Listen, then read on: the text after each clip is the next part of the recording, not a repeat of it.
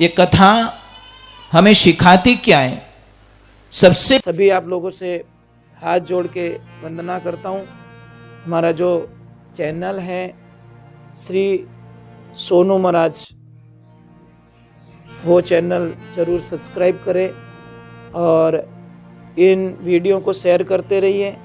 लोग ऊपर हाथ कीजिए प्रभु के लिए, सीधा हाथ कीजिए और एक लाइन वापस बोलिए, श्री कृष्ण गोविंद हरे हे नाथ नारायण। इतने लोग बैठे हो, इतनी स्लो आवाज आ रही है आपकी, थोड़ा जोर से बोलो ना।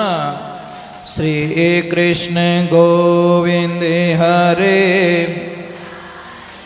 हे नाथ नारायण वासुदेवाय।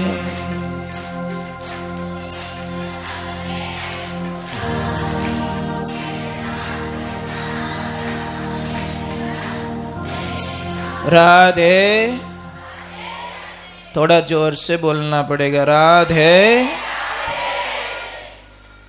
आप सभी को हमारा प्रणाम।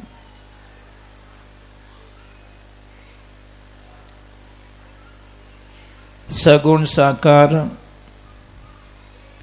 निर्गुण निराकार, अनंत ब्रह्मांड नायक, यशोदानंदन, ब्रजनंदन, गौपति गोलोकपति भगवान श्री कृष्ण को कोटि कोटि प्रणाम।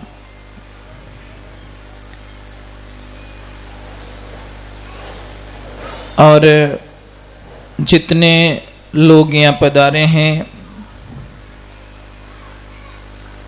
इस कथा के माध्यम से, भगवान की भक्ति के माध्यम से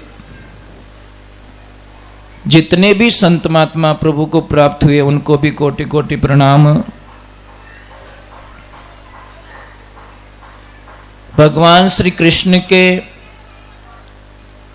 वांगमय वाणीमय भागवत जी महापुराण को हमारा प्रणाम। व्यास जी महाराज के द्वारा रचित और सुखदेव जी महाराज के द्वारा कथित इस भागवत महापुराण को दंडवत प्रणाम। और प्रणाम आपके सभी को करते हैं जिन्होंने सुबह में कलश यात्रा में भाग लिया। थोड़ा क्लाइमेट भी अच्छा नहीं था, मौसम भी ठीक नहीं था, पर आप लोगों ने, मैं सच में क्या बोलूं आपके बारे में, आप लोगों ने उसकी भी परवाह नहीं की और आप कलश यात्रा में आ गए। कितने भाग्यशाली लोग हो आप। आने वाले दूर से आ गए और नहीं आने वाले एकदम पास में से भी नहीं आ पाए, क्योंकि मेरे प्रभु की इच्छा नहीं थी। इसीलिए तो शास्त्र कहता है, बिना विवेक सत्संग न होई, राम कृपा बिना सुलभ न सोई। इस कलश को आप साधारण मत मानिए। एक ही पहले जन्म में आप लोगों ने अच्छे कुछ कर्म किए नहीं, इसीलिए भागवत जी का कलश आपको स्पर्श को मिला है। बड़े भाग से तो ये कलश अभी 7 डेज यहीं रहेगा। 7वें दिन इनकी पूर्ण आहुति देकर जिन्होंने कलश लिया उनको वापस सुपुर्द किया जाएगा। और इसका उपयोग कैसे किया जाए वो हम थोड़ा लास्ट दिन विस्तार से बताएंगे, क्या करना है क्या नहीं करना है। भागवत क्या है? भागवत एक भक्ति का अनुष्ठान है, भगवान की कथा का एक आप अंदाज लगा के देखिए। कथा और कहानी दोनों में फर्क है। आप अपनी कहानी लोगों को सुनाइए। अपनी तो कहानी होती है, भगवान की कथा होती है, ध्यान रखना। अपनी क्या होती है? मानव की क्या होती है और भगवान की क्या होती है? अब कथा और कहानी में अंतर क्या है ये बताओ। एक कहानी को आप बार बार सुनिए, आप खुद मना कर दोगे भैया मैंने कल सुनाई है, प्लीज बंद कर दीजिए, बहुत सुन ली तेरी कहानी मैंने। पर इसका प्रसाद देखिए, ये भगवान की कथा न तो सुनने वाले थके हैं और न सुनाने वाले थके। ब्रह्मांड में करोड़ों वर्ष बीत गए साहब,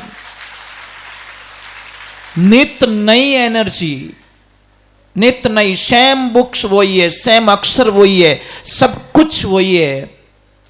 पर जैसे भूख लगने पर भोजन सेम है, परंतु जैसी भूख लगती है हम भोजन करते हैं, एक नई एनर्जी हमें मिलती है। उसी प्रकार ये भागवत जी का कथन है, एक बहुत बड़ा यज्ञ अनुष्ठान है। इस यज्ञ को समझना पड़ेगा, इसको मजाक में नहीं ले सकते हैं। कई लोगों के पास में समय नहीं होता, कथा में आते नहीं है, कोई बहाना होता है उनके पास। समझ लीजिए इमीडिएटली आपके बच्चे की सगाई पहले हो चुकी है, परंतु कुछ कारणवश सामने वाले जो आपके संबंधी हैं उनके घर में कोई शादी का प्रयोजन बन जाता है और इमीडिएटली आपके बच्चे के लिए नारियल भेज देते हैं। अपने देसी भाषा में कहीं हवा भेजे, इमरजेंसी रे मायने आपने ठाई नहीं है कि ब्याह करना है और फलान जी फोन कर दियो कि मैं परसों हवा लेके रिया और मोरे तो टाले जी है ही कोनी। अब ईमानदारी बोलो, नारियल पासो भेजो, भेजोगे क्या? क्योंकि बेटे की शादी है ना। तो हम लोग यही समझाना चाहते हैं कि जब आपका काम हो तो आपको टाइम मिल जाता है, और जब भगवान का भगवत का कुछ काम हो तो समय में बड़ी देर करते हैं हम लोग। समय निकालिए, आप ट्राई कीजिए। दीपक आपके सामने है, दीपक में घी डालिए और उसको जलाइए, प्रकाश होगा। वो तो क्या दीवारी मर्जी रही तो आप ही भरी जिन आप ही लगी, मैं घी ही नहीं डालूं, ये तो संभव नहीं है ना। कुछ अनुष्ठान हमें करने पड़ते हैं खुद को। ये कथा हमें सिखाती क्या है? सबसे पहले कथा सिखाती है स्वार्थ भाव से जीना, निस्वार्थ भाव से। आप सबको कथा में ऐसे भाव प्रकट करने हैं कि इस कथा के माध्यम से पूरे विश्व का कल्याण हो, पूरे संसार का कल्याण हो। स्वार्थ की भक्ति कभी फल नहीं दे सकती। तो हम चलते हैं भगवान के श्री चरणों में और वंदन करते हैं और हम नमन करेंगे जो कार्यकर्ताओं ने ये आयोजन रखा। और आयोजन इनको बहुत मेहनत पड़ी होगी, ऐसे इजीली काम नहीं होते। आपको पता है कि नॉर्मल जो काम होता है ना वो इजीली हो जाता है, पर आप जब भी भगवान की तरफ मुड़ोगे तो आपको बहुत सारी समस्याओं का सामना करना पड़ता है। यही तो भगवान का प्रसाद है। आप ये मत सोचना कि लोग मुझे आशीर्वाद देंगे, नहीं, वो कल्पना छोड़ दीजिए। आपको एक छोटी सी बात है, 2 पत्ते गिर गए पानी में एक पेड़ से, पानी चल रहा है, 2 पत्ते गिर गए। एक पत्ता गिरा है ऐसे और एक पत्ता गिरा है ऐसे। पत्ते एक ही पेड़ के थे, दोनों पत्ते गिर गए। एक सीधा पानी के साथ में चलता जा रहा है और एक पत्ता आडो आडो बेबे। अब पतन किसका होगा आप अंदाज लगा दीजिए, किसका होगा? थोड़ा तो दिमाग लगाओ, जल्दी नाश किसका होगा? अरे भाई जो आडो हले, सीधा आला तो कोई तकलीफ ही को नहीं, सीधा सीधा तो समुद्र में मिल गया नदी के साथ में। और वो आडो आडो हाल तो जो को खाए पचेड़ा खाए पचेड़ा खाए पचेड़ा ठेठ नहीं पहुंचे उन्हों पहला। उन मौसर वे गयो गंगा जल। अबे वे पत्ता कौन है आप ही जो, वो तो एक एग्जाम्पल दिया हमने। वो पत्ते कौन से, हम लोग ही है। एक तो धार्मिक कार्यों में फट तैयार हो जाता है कि चलो मैं तुम्हारे साथ में हूं, सीधा कोई लपड़ीश नहीं। અને એક કે નહીં મને કઈ પૂછ્યો, ओ यूं है, इतु कुण करी, ओ कुण करी, वो आडो पत्तो है। आप ट्राई करके देख लेना। ये जो आडा पत्ता है ने उन्होंने मजो घणो आवेला देखजो थे। हाँ, उनको तो आज ऐसा भी लगा था कि यार अटने यात्रा निकले जोरदार बारिश पड़नी तो उन्होंने 4 रोटी पत्ती भावती। ये भला आदमी दूजोरा बिगड़ियोड़ा माते हसणो नहीं कदी, क्योंकि वो बिगाड़ो अपने घर में बेगो घणो रेवे। दूसरे बात से खाडो खोदो तो अपन उन खाडा में बेगा घणो पड़ो। वो जिंदगी रे माने ध्यान, किसी के घर में खुशी होवे तो आपके चेहरे पे हंसी आ जानी चाहिए कि मैं बहुत खुश हूं, आज किसी फलान जी का काम हो गया, फलान जी के बेटे की शादी हो गई, फलान जी की दुकान बहुत अच्छी चल रही है, और फलान जी के जो हॉस्पिटल में बीमार थे वो लौट के सकुशल घर पे आ गए। ये खुशी हमको मिलनी चाहिए, तब जाके भगवान की भक्ति का आनंद आएगा। चलो हम चलते हैं प्रभु के श्री चरणों में।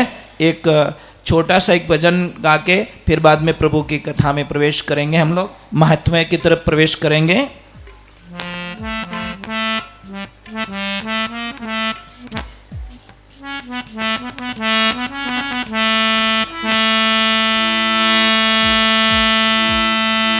बोलिए कृष्ण कन्हैया लाल की। भाई आप लोगों से कुछ नहीं मांग रहे हो, सिर्फ आप जय बोल दीजिए, बस वही काफी है।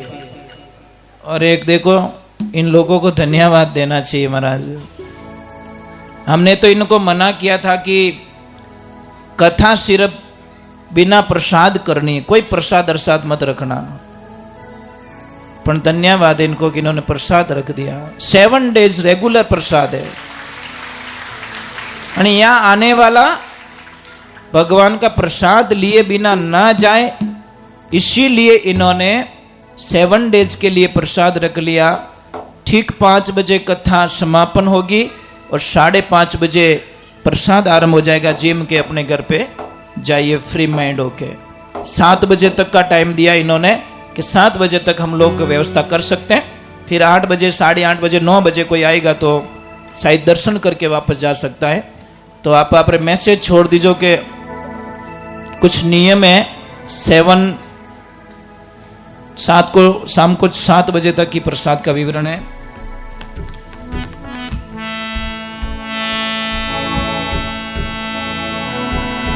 अरे थारी